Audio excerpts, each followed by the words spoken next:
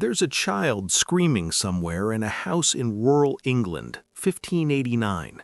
Not from a nightmare, from something crouched in the corner of the room that three separate witnesses swear they can see, smell, and hear breathing. That story is real. The documentation exists, and by the end of this, you're going to wish it didn't. His name was Brian Darcy, a magistrate in Essex County, and he was not a superstitious man. He was a legal professional, educated, pragmatic, the kind of person who dealt in evidence and testimony. When the Chelmsford witch trials landed on his desk in 1582, 7 years before that screaming child, he approached the case like any other. Take statements, examine witnesses, determine facts. What he found instead was something that would haunt him and ultimately serve him extremely well. Essex in the 16th century was a county under quiet siege, harvests failing, livestock dying without explanation, children falling sick with convulsions no physician could explain. The people living there weren't ignorant or primitive. They were farmers, tradespeople, and parents watching their world decay at the edges, desperate for something that could explain why everything was going wrong. Into that desperation stepped a system with very specific answers and a very profitable method of delivering them. The accused in the Chelmsford trials were mostly elderly women, poor, living on the margins of their communities, dependent on neighbors for small acts of charity. When that charity dried up, when someone refused them bread or turned them away from the door, and then something bad happened to that person shortly after, the logic wrote itself. The woman cursed them. The woman made a deal. The woman has a familiar, a creature, a demon, something small and dark that does her bidding in the night.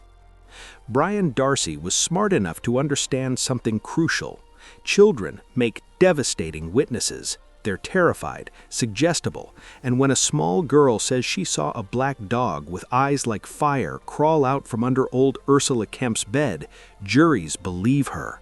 He coached them, not subtly.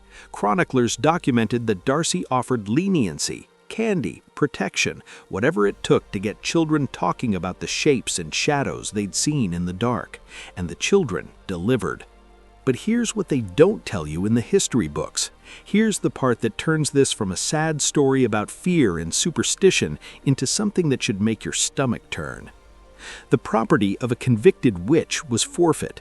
Land, livestock, tools, household goods, all of it legally seized upon conviction. In a county where arable land was increasingly consolidated by wealthy landowners, the witch trial system functioned as a remarkably efficient wealth extraction mechanism. The women targeted weren't random, they were disproportionately widows, because widows held property their deceased husbands had owned. They were women without male protectors. They were women sitting on small plots of land that someone, somewhere, had an interest in acquiring. Brian Darcy himself benefited materially from multiple convictions he personally orchestrated. Historians estimate that between 1560 and 1700, English witch trial convictions transferred tens of thousands of pounds worth of property and assets, the equivalent of millions today, from vulnerable individuals into the hands of local gentry and institutions. The church received proceeds, local magistrates received fees per conviction, jailers charged for room and board during imprisonment. Even the rope used for hanging was billed to the condemned's estate. The monster under the bed wasn't just a story, it was a business model. The confession that finally broke the Chelmsford cases came from a woman named Ursula Kemp in February 1582. She was 53 years old, arthritic, and had survived as a local healer and midwife for decades, the kind of woman communities quietly depended on while publicly distrusting. Under examination by Darcy, who promised her life would be spared, she confessed to everything. 4 familiars, murders by proxy, a pact. She named 12 other women. Her life was not spared. She was hanged in March. Her 8-year-old son Thomas stood in the crowd and watched. No one recorded what happened to him after. This isn't just history. We still live in this system. Modern asset forfeiture laws in the United States allow police departments to seize property from people who haven't been convicted of any crime, and in many states, the department keeps the proceeds. Between 2001 and 2014, American law enforcement seized more than $2.5 billion in cash alone through civil forfeiture, disproportionately from poor communities and people of color. You don't need a conviction, you need suspicion. Sound familiar?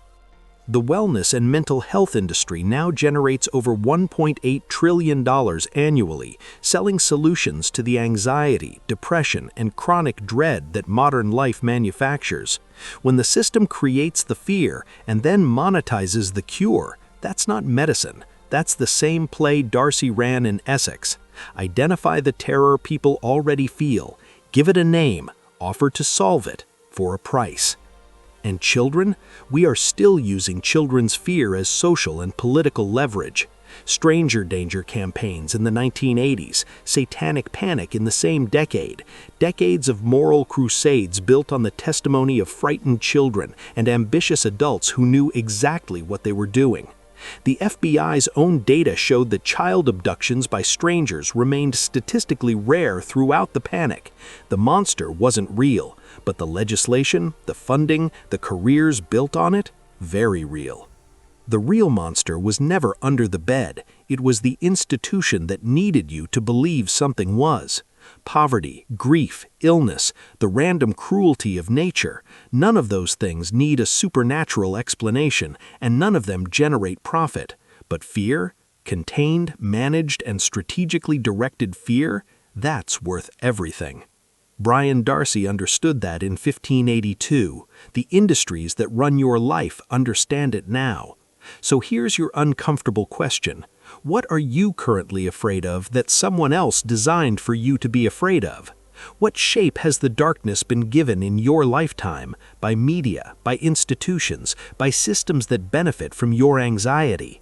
And what that fear has cost you, not just emotionally, financially, in choices unmade, in autonomy surrendered, in property and freedom quietly transferred upward while you were busy checking under the bed. If that question is keeping you up at night, good. That's exactly where it should live.